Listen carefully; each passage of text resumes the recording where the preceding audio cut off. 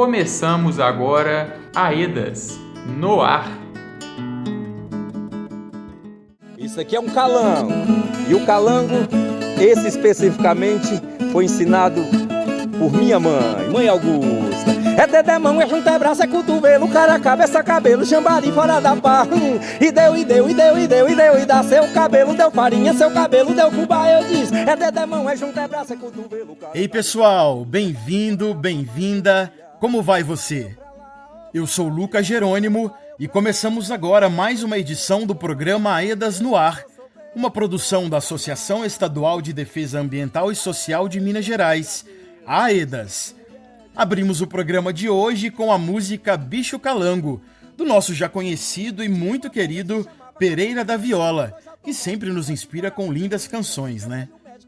No final de todo mês, a gente se encontra por aqui para compartilhar importantes informações sobre o processo de reparação de danos sofridos pelas comunidades atingidas pelo rompimento da barragem da Vale no Córrego do Feijão. Por aqui também falamos sobre a atuação da Assessoria Técnica Independente nas regiões 1 e 2 da Bacia do Paraopeba. No programa de hoje vamos falar sobre as rodas de diálogo que tratarão a respeito da reparação integral e indenização individual, que começam a partir do dia 31 de agosto.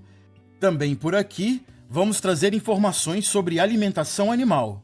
Antes de tudo, temos que entender o que é o pagamento emergencial e por que a Vale tem que pagá-lo todo mês. Em julho de 2019, a Vale foi condenada pelo rompimento, se tornando poluidor pagador.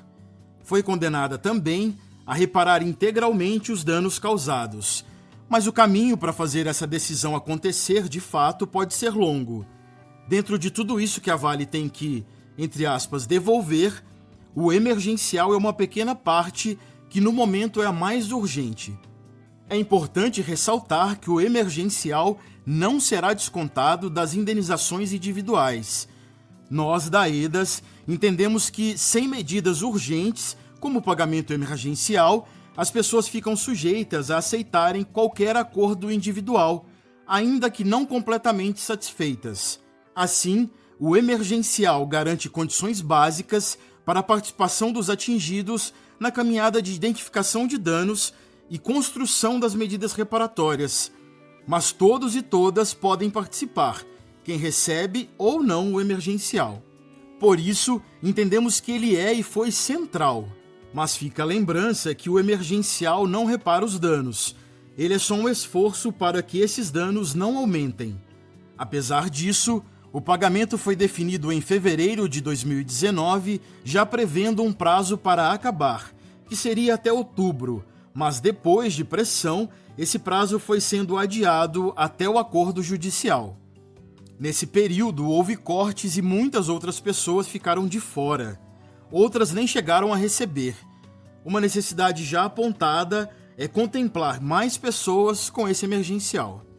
Tudo isso deixou muito evidente a necessidade de novos critérios para a continuidade do pagamento. É aí que entra o processo judicial, que acabou desaguando em um acordo entre as instituições de justiça, o Estado de Minas e a mineradora Vale. Esse acordo não teve participação das pessoas atingidas e das suas assessorias técnicas independentes. As assessorias técnicas independentes, assim como o pagamento emergencial, são conquistas dos atingidos. Devem ser entendidos como meios para garantir a participação informada das pessoas atingidas para que elas possam expressar as suas opiniões e anseios. As pessoas atingidas devem ocupar um papel central no processo de reparação, afinal é a vida, os direitos, os projetos dessas pessoas é que foram atingidos. Tem mais, nossa prosa sobre esse tema importantíssimo continua. Chega para cá Jaqueline Santos, da equipe de mobilização, e o Rurian Valentino, da equipe de comunicação da Aedas. Momento Aedas. Olá, comunidades do Paraopeba. Hoje vamos bater um papo sobre uma questão que tem gerado muitas movimentações em nossa região. O pagamento do emergencial, que tem provocado bastante dúvidas em todo o território atingido pela barragem da Vale e deixado famílias insatisfeitas. Exatamente, Jaqueline. Por isso que a AEDAS, enquanto assessoria técnica independente, tem feito o Boletim Emergencial desde julho, com informações sobre fatos e ações que têm acontecido em relação aos pagamentos negados, bloqueados injustamente ou com algum tipo de problema no recebimento, de quem deveria receber e não está recebendo. Isso mesmo, Rurian. No primeiro boletim que divulgamos, trouxemos a informação de que no começo de junho, a AEDAS enviou mais de 50 ofícios à Vale procurando providências sobre a recorrência de problemas com o emergencial e ainda da inexistência de um canal próprio que possibilite a solução dessas inconsistências. É grande a necessidade desse local onde as pessoas atingidas possam complementar seus documentos. Nesses ofícios, foi identificado pela assessoria que mais de 21 mil pessoas estão com problemas no emergencial, só nas regiões 1 e 2, e elas precisam que seja revista essa regularização do pagamento emergencial. Até agora, não temos esse canal para acompanhar a situação do pagamento, e as pessoas que precisam dessa renda mínima continuam passando por dificuldades. Dificuldades essas que vão do âmbito financeiro ao psicológico, porque após um desastre dessa magnitude, que contaminou solo, ar, águas e matou quase 300 pessoas, não tem sido fácil reerguer as suas vidas. Pois é, por isso que desde dezembro de 2020 a AEDAS tem enviado ofício à Vale. Naquela época já eram 12 mil pessoas nas regiões 1 e 2 com problemas no emergencial. Mesmo antes de dezembro, a assessoria técnica vinha desde junho de 2020 levantando informações sobre o pagamento emergencial através de entrevistas e aplicação do registro familiar com as pessoas atingidas. E em que pé estamos agora, Jaqueline, depois de todos esses requerimentos? Então, Rurian, com esse processo de transição do pagamento emergencial para o Programa de Transferência de Renda, o PTR, há muita expectativa, pois quando o programa começar, o pagamento vai sair da gerência da Vale e ficará sob a administração das instituições de justiça e empresa gestora, que deve ser independente da poluidora. É verdade, as instituições de justiça já até lançaram um edital e, por meio de um termo de referência, selecionaram a Fundação Getúlio Vargas como a empresa gestora. As pessoas atingidas e suas assessorias técnicas estão lutando para que essa transição seja feita logo, porque aí é que os pedidos negados, bloqueados, enfim, os problemas em geral com o emergencial poderão entrar no processo de solução e os pagamentos passados poderão ser feitos. Só que está demorando ainda a sair, não é verdade? Infelizmente, Jaqueline, o processo de efetivação da contratação da Fundação Getúlio Vargas, a FGV, enquanto empresa que vai administrar o programa, ainda está em curso. Já foi homologada pelo juiz, mas a FGV ainda não começou os trabalhos. Sim, é isso mesmo. Como não foi possível que neste mês de agosto a transição já fosse feita, o pagamento emergencial continuou sob a gestão da Vale e sendo paga com os recursos do Programa de Transferência de Renda desde junho. Na última atualização, agora no final de agosto, as instituições de justiça pediram prorrogação do pagamento para setembro e no limite até outubro. Outubro é o prazo máximo para a Vale continuar pagando o emergencial com os mesmos critérios de hoje e novembro é o mês limite para que a Fundação Getúlio Vargas esteja pronta para começar os trabalhos pelos próximos anos. Então, vamos continuar acompanhando e cobrando para que esses prazos sejam respeitados e entremos em um novo momento desse pagamento, que muitas pessoas dependem e precisam para continuar as suas vidas. Um assunto sempre presente nas regiões atingidas são os problemas com a alimentação animal, com a silagem. Infelizmente, isso se arrasta há muito tempo sem que os produtores tenham uma solução de verdade. Hoje, o Vanderlei Martini, que é coordenador territorial na AEDAS, chega com informações importantes sobre esse processo.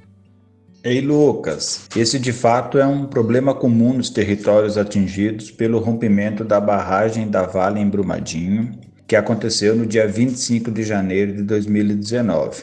É importante destacarmos que, a partir da necessidade identificada pelos produtores atingidos, a AEDAS Junto aos atingidos e atingidas, construir um formulário com o objetivo de contribuir no processo de reparação integral.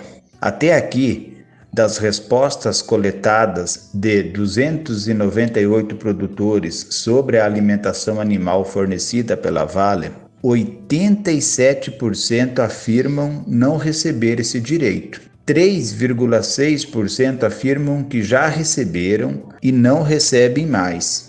E 9% dizem que sim, recebem a alimentação fornecida pela Vale. Do total que diz receber a silagem, 28 produtores, 85% deles afirmam que a alimentação fornecida pela Vale não é suficiente para todos os seus animais. Outros 14% responderam que sim, que é suficiente. Outro dado observado nas respostas é que a maioria das pessoas não sabem o motivo pelo qual teve o recebimento da silagem parado.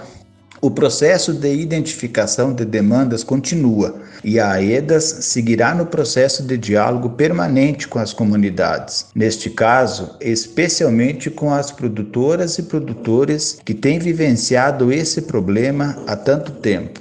Um abraço, pessoal. Valeu, Vanderlei. Quando tiver mais novidades sobre esse assunto, a gente traz para cá. Você está ouvindo AEDAS no ar. Agora a gente fala com Bruno Kassabian, que é advogado da equipe de diretrizes de reparação integral da AEDAS, sobre as rodas de diálogo que acontecem nesse início de setembro. Olá, bom dia, ou boa tarde, ou boa noite a todas as pessoas atingidas.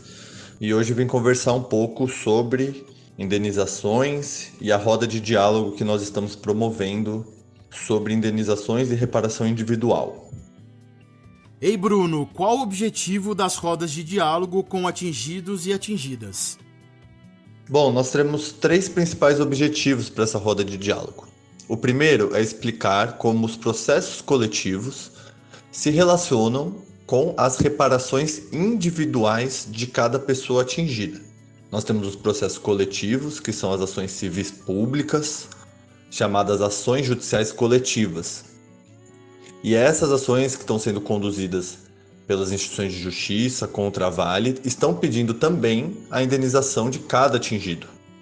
A gente vai explicar essa relação. O segundo objetivo é explicar quais os caminhos existentes hoje para se buscar a reparação ou a indenização individual. Nesses caminhos, a gente vai orientar sobre cuidados que as pessoas devem adotar, porque cada caminho tem um risco e as pessoas precisam estar cientes desses riscos.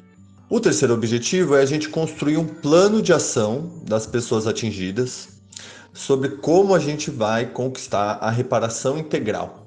Um plano de ação serve para as pessoas se mobilizarem e saberem como elas devem atuar dentro desses processos coletivos para que eles tenham como resultado uma reparação individual justa. Quem pode ser indenizado?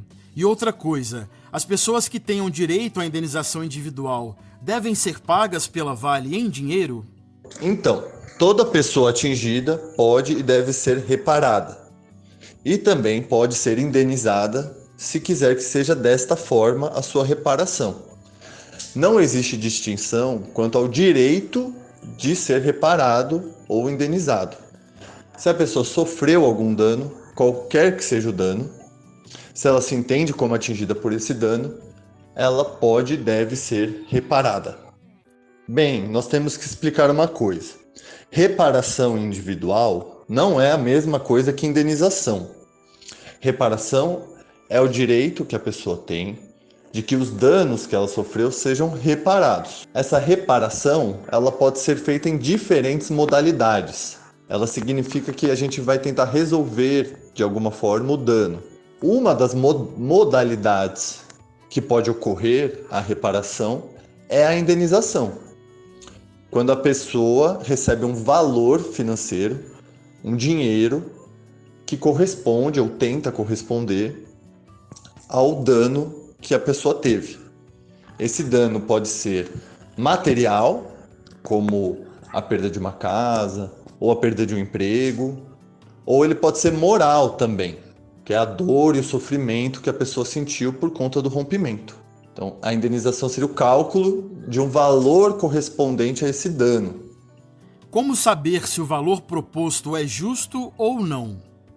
Primeiro que, se alguém consegue saber se o valor é justo ou não, essas pessoas são as pessoas atingidas. São elas as protagonistas e quem pode responder se o valor está sendo justo ou não. A melhor forma de chegar no valor justo é através da construção da matriz de danos. Porque nessa matriz vai ter uma valoração dos danos. E é um trabalho que vai ser feito junto entre pessoas atingidas e assessorias técnicas. Então, nessa matriz, a gente vai poder usar elementos técnicos, pesquisas, junto com a opinião e a visão das pessoas atingidas para chegar em valores justos que poderão ser aplicados para todas as pessoas. Agora, se a pessoa buscar um caminho individual, quer dizer, uma ação individual ou um acordo, ela vai ter que fazer uma reflexão profunda se o valor proposto pela Vale é justo ou não. O que a gente pode recomendar é que seja uma reflexão bem profunda e que a pessoa tome o tempo que achar necessário para essa reflexão. Se ela concluir que não é justo, ela não precisa aceitar. Ela pode encerrar a negociação ou pedir a suspensão da sua ação individual, voltar para o caminho coletivo como alternativa e com a matriz de danos, aí sim obter um valor justo. Explica para quem está nos ouvindo e ainda não sabe o que é uma indenização individual. Bem, acho que eu já expliquei esse ponto da indenização, mas para retomar. É uma modalidade da reparação na qual o dano tem um cálculo de valor que poderia corresponder ao sofrimento, ao que a pessoa perdeu, né? No caso de danos materiais, a indenização corresponde à perda. Por exemplo, se a pessoa perdeu sua atividade econômica, você vai calcular quantos anos ela ficaria ainda fazendo essa atividade econômica. Mais 20 anos. Quanto ela recebia mensalmente? Qual seria o valor da aposentadoria dela no final desses 20 anos? E há outros elementos que se somariam nessa indenização. Quando é um dano moral, de sofrimento, é um pouco mais difícil de quantificar exatamente. Mas aí, coletivamente, as pessoas podem construir uma pauta de um valor que consideram justo para cada tipo de dano moral. Qual a relação dela com o processo coletivo? Certo, esse é um ponto importante. Toda a reparação individual e toda a indenização está relacionada ao processo coletivo. As ações civis públicas, que são as ações coletivas, elas estão construindo desde já as bases para essa reparação. Então, o que acontece? No processo coletivo, nós vamos construindo vários elementos que são essa base. Por exemplo, as provas. No processo coletivo tem a UFMG, Universidade Federal de Minas Gerais, que é a perícia e está produzindo provas sobre os danos. Tem também as consultorias contratadas pelas assessorias, que fazem estudos técnicos, também tentando comprovar os danos. Além disso, a gente tem toda a atuação das assessorias técnicas, que não só tenta comprovar os danos, mas levantar com os atingidos uma sistematização de todos os danos. Não só dos danos, mas de outros elementos que são necessários para a reparação. E também temos a atuação das instituições de justiça, que são importantes partes na construção dessa reparação. Quando a gente soma tudo isso, a gente chega numa base para a reparação individual. Essa base, a gente pode dizer que ela está sintetizada, o resultado dela é a matriz de reconhecimento de danos. Por quê? A matriz de reconhecimento de danos, ela vai trazer essas informações de modo coletivo. Então ela vai ter um levantamento dos danos que foram vivenciados na bacia do Paraupeba, dos grupos populacionais que sofreram esse dano, das provas desse dano e dos valores correspondentes de indenização. No caso, em que a reparação for via indenização. Então, essa matriz, ela constrói uma ponte coletiva entre o processo coletivo e a reparação individual. E o importante é que ela vai ser conquistada ou negociada coletivamente. Então, não é que cada atingido vai tentar convencer um juiz ou a Vale de que sofreu esse ou aquele dano. A matriz é uma só, então todas as pessoas atingidas, junto com as assessorias, vão fazer esse convencimento do juiz. Quando ela for aprovada, então todas as pessoas já vão ter esse instrumento para sua indenização individual. Ô Bruno, quais os caminhos para chegar na indenização? Tem algum caminho que seja melhor, mais favorável? Podemos dizer que tem 4 caminhos para chegar na indenização, mas todos os caminhos partem do processo coletivo. Ele é o que tem a capacidade técnica, os elementos necessários para chegar numa indenização justa. Mas a pessoa pode optar por outro caminho. Inclusive, há a possibilidade de usá-los juntos. Então vamos lá. O primeiro caminho eu já expliquei. É o processo coletivo. As pessoas podem não perceber, mas já estão construindo desde já a sua própria indenização. Toda vez que elas participam de um estudo, da perícia ou de uma reunião com a assessoria técnica, estão construindo a sua própria indenização, que o processo coletivo vai chegar na indenização individual. Porém, a pessoa pode também fazer uma ação individual, quer dizer, uma ação judicial pedindo a sua reparação ou um acordo com a Vale pedindo a sua reparação. Tem também a opção de alguns atingidos se juntarem e fazerem uma ação judicial juntos, porque eles sofreram o mesmo dano, por exemplo. Então, esses são os caminhos, porém cada um traz um risco próprio, né? Individualmente é muito difícil negociar ou convencer a Vale ou o juiz. As pessoas não vão ter a mesma capacidade de provas, o mesmo apoio jurídico e técnico que elas têm no processo coletivo. Então isso é um grande risco. Mas, novamente, as pessoas podem optar por esse caminho e a gente vai explicar na roda de diálogo como fazer isso. Inclusive, se as pessoas quiserem fazer isso, quais são os direitos que elas têm para se prevenir desses riscos. Enquanto assessoria técnica independente, qual o papel da AEDAS na assistência às pessoas atingidas nessa questão das indenizações individuais? As assessorias e a AEDAS atuam muito na questão das indenizações individuais. Nós já estamos todo dia construindo essas indenizações individuais, porque estamos construindo esse processo coletivo. Estamos dialogando com o FMG, estamos contratando consultorias, estamos sistematizando as informações dos atingidos para fazer aquilo que eu disse, a matriz de reconhecimento de danos. É importante dizer que as assessorias não podem atuar como advogadas das pessoas atingidas. Não é que elas não queiram, mas isso não é juridicamente permitido e nunca foi. Porque as assessorias atuam no processo coletivo. Teria um conflito de interesses se elas fossem defender um ou outro atingido como advogadas. Porém, caso a pessoa queira, nós estamos fornecendo as informações necessárias para quem quiser buscar a indenização individual. Quem quiser fazer uma ação individual, um acordo individual com a Vale. Nós vamos fornecer essas informações. Nós apenas não podemos atuar como advogada das pessoas. Isso nós nunca pudemos, não é uma questão de querer, nem questão de recursos financeiros. O acordo judicial firmado em fevereiro de 2021 tem algum impacto sobre essas indenizações individuais?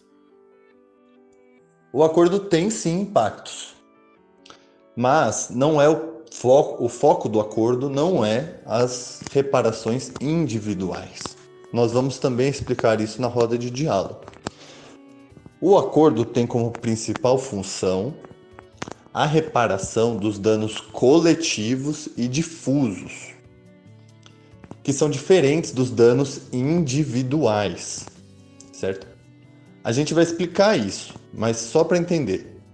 Os danos coletivos e difusos vão ser reparados pelos projetos do acordo, que as pessoas já conhecem, como anexo 1.1, 1.2, 1.3, 1.4, que são os projetos. Por quê? Porque eles melhoram a vida de toda a comunidade. Então é para reparar o dano coletivo. E o acordo não entra na reparação individual. O acordo mantém as perícias que vão investigar esses danos individuais, certo? O impacto do acordo nas indenizações individuais é por ele ter extinguido algumas perícias, que são aquelas voltadas aos danos coletivos, mas que também poderiam servir para os individuais, porque o coletivo se relaciona com o individual. Se o rio está contaminado, é um dano coletivo, mas a pessoa tem um dano individual decorrente desse dano coletivo, certo? Porque ela utilizava o rio individualmente. Então tem esse impacto, porém a gente mantém as consultorias, né, das ATIs, vai seguir investigando os danos individuais e vamos construir essa matriz, né, para garantir uma reparação individual justa para todas as pessoas. Valeu demais, Bruno. Bom, tá chegando ao fim o nosso encontro desse mês. Muito obrigado a você que nos ouviu até aqui. Valeu pela sua companhia aqui no Aedas no Ar. Curtiu o conteúdo? Compartilhe, repasse para outras pessoas aí da sua comunidade, seus amigos e parentes. Nos encontramos em setembro e é bom lembrar que os nossos programas estão disponíveis no YouTube e nas plataformas de áudio Spotify, Anchor e Google Podcasts. Lá dá para ouvir outra vez a hora que você quiser e quantas vezes você quiser. Se quiser saber mais sobre o trabalho da AEDAS com os atingidos e as atingidas pelo rompimento da barragem da Vale em Brumadinho, vai lá no www.aedasmg.org/Paraupeba. Este programa teve a apresentação de Lucas Jerônimo. Produção Carmen Silva, Marcos Barbosa, Rurian Pereira e Lucas Jerônimo. Roteiro, Rurian Pereira e Lucas Jerônimo. Edição Marcos Barbosa. E contou com o apoio da equipe de comunicação Aedas Paraupeba. Ótimo dia para vocês, um abraço e até mais.